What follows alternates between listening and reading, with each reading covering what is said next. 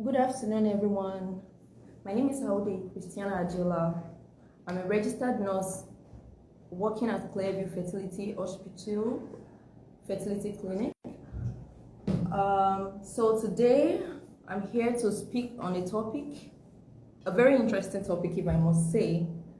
I'm here to provide answers to a lot of questions that most of our clients have on egg donation. So that means basically I'm here to talk about egg donation, what it entails, how we source our donors, and all of the questions like that. Okay, so I see that people are joining already. For everyone that is just coming on, my name is Adeola. I'm a registered nurse working in Clearview Fertility Clinic. So please, for people who are joining in, I can see that Mr. Michael have joined in. Thank you so much for joining in. Thank you so much. Thank you so much. So let's just delve into it so that I don't take up so much of our time. All right, so there are times when clients come in, and by clients I mean couples who come in for fertility treatment. They come in and they want to know about what egg donation process is, what the process entails.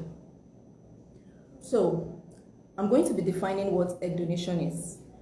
What is egg donation? Egg donation can be defined as the process by which a healthy female, well, between the ages of 19 and 27 years old, or let's just say 21 and 27 years old, give viable eggs to help a couple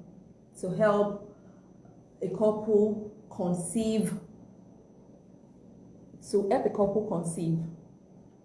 that's just basically what egg donation is. So a viable female gives viable eggs. By viable female, I mean a female that has undergone all the series of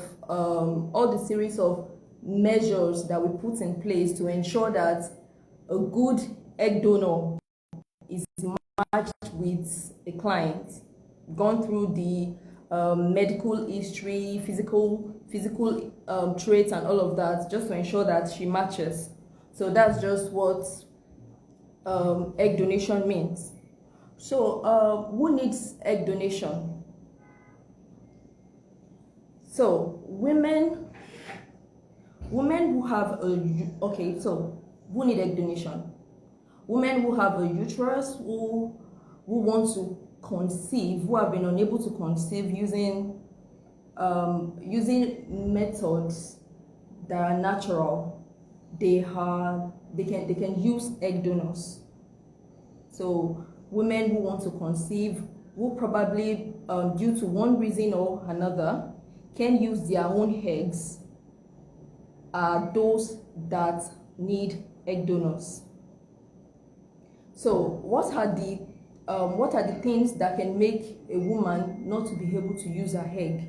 So let's say a client comes in and she has gone through the initial scan, and after going through the initial scan, the fertility specialist is counseling her to use an egg donor. Now, well, here at Clearview, a fertility physician or a fertility specialist will not just ask a woman to use an egg donor until she has gone through the preliminary tests at first. So what does the preliminary test entail? It entails going through the initial scan. After the scan is to check atrial follicular count. That's the number of follicles that she has on each of her ovaries. So a woman has two ovaries, the left ovary and the right ovary. So what the atrial follicular count would measure is the amount of follicles that the woman, that's the client, has on each of her ovaries. Also, there will be a blood test that will also measure the ovarian reserve of the woman. So after all of this has been done, if it is found to be low, I mean the atrial follicular count and also the ovarian reserve, the fertility specialist will then ask the client to counsel the client to use what we'll know as an egg donor. Okay, so if the client can either decide to use an egg donor or can decide against it. It all depends on her. It all depends on what she wants. It all depends on what she and her partner agree on. So that's just it. Now also, women who are also going through cancer treatment, chemotherapy, radiotherapy, they are also eligible for using egg donors. Why? Because cancer treatment, chemotherapy to be precise, has a way of reducing the quality of eggs that a woman produces from the follicles in her ovaries. So if the quality of the eggs are reduced, then radiotherapy, cancer treatment to be precise, might not also be able to use her eggs to conceive pregnancy or to achieve pregnancy. So she might also have a need for egg donors. So I see that more people have joined. So I see that, please, I'm asking that more people should join, because this is a topic that we all can actually benefit from.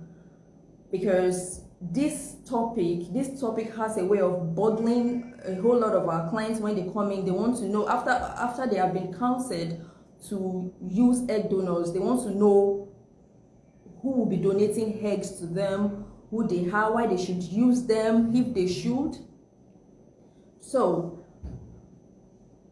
all right, so from everything I've said, if you have questions or series of questions, you can just take note of them. When we are done with the section, I'll be attending quickly to the questions. Okay, so I hope you are understanding me. If you are, please, okay, so give me just send in any form of smiley to help me know that you're understanding what I'm saying. So far I've defined what egg donation is, and I've also listed some points on who are those group of people that can benefit from using an egg donor. Okay, so the next question that I'll be providing answer to is the question about anonymity. So I'm taking it step by step. I've already attended to what egg donation means and who are those category of people that will benefit from egg donation. Now, the next question that most of my clients ask when they've been counseled on using an egg donor is about anonymity. So there are times when clients want to know if the egg donor that will be chosen for them, that will be provided for them, if the egg donor is going to know them or if the egg donor is not going to. Okay, so there is an anonymity clause, there is an anonymity form that we always ask our donors to fill before we start. Now, the recipients, so I'm going to be providing, okay, so if I'm using any terminology, I'll try not to use any terminology that people wouldn't get, that you wouldn't get, you, my audience, wouldn't get. But if by any chance I use any terminology that you don't understand at any point in time, just call my attention back to it. So I just made mention of the word recipient. Now, after the egg donation process, the client that will be getting the egg is called a recipient. Okay, so there is a consent form that the egg donor is going to sign before she begins her process that states that she will not know the client and the client will not know her. Also, there is another consent form that the recipient or the donor as the case may be. So that covers for the anonymity. The donors won't know the client won't know the donor. That's as it should be. Also, there is the question of, okay, so there is also the question of if what happens to the eggs, or let me quickly attend to all form of healthcare. We don't force treatment on clients. We only counsel, we only suggest. So clients come after they have agreed to use an egg donor. They come, they tell us, they give us the profile. They give us the profile that they want to use.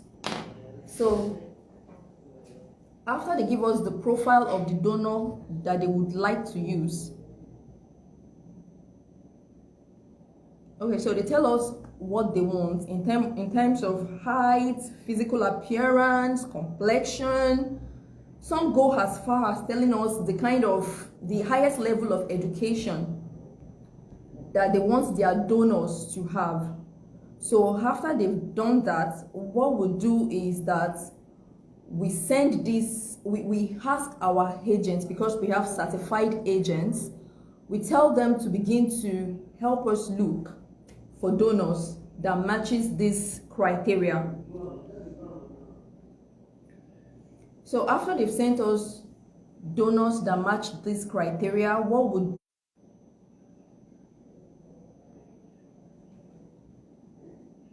okay, I think I went off for a little while, but then now I'm back. So what I was discussing before I went off is how we source our donors. So we don't just give any donor to any client. So after we've counseled our clients on the use of a donor, they go on to discuss with their partner. If their partner is in the picture, then they come back to tell us that they've agreed to use a donor, and then they give us the profile that they want their donors to match. So what we do is we take this profile, some of our clients will tell us the complexion they want, the height they want, the level of education they want their donor to have had. Some will tell us to run a mental status examination for their donors. So we will compile these lists, and then we'll send it to, we ask our agents, because we have accredited agents, we ask our agents to send us donors. So that matches this criteria. When the donors are sent in, we'll sit down with the profile that the client has given to us, then we'll match it to see if these donors, if they are suitable or not. Then after that, we do a scan, then we do a medical history check, a background check on our donors. Then we also do viral marker checks on them, just to ensure that they are suitable for the process that we're about to start. So that is how we source our donors, and that is how we ensure that they are suitable for our clients at all times. So my time is about to be up. Please, can we start sending our questions so I can quickly attend to them before I go offline, please? To everybody that have joined so far, thank you so much for joining in.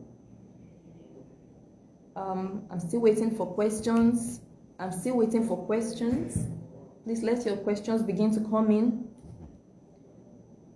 So, so far I've been able to tell us what egg donation is. I've been able to tell us about the categories of clients that needs egg donors and why we counsel on the need and the use of egg donors. I've also spoken about how we source our donors, and also if third-party donors if they are anonymous or not. So I'm still waiting for our questions to come in before I go off. So this is a good platform to ask your questions, to clarify your doubts, and all of that. So once again, my name is Adeola. Thank you so much for joining in today. Thank you so much. I hope I've been able to shed some light on what egg donation entails generally, what it's about, and all of that.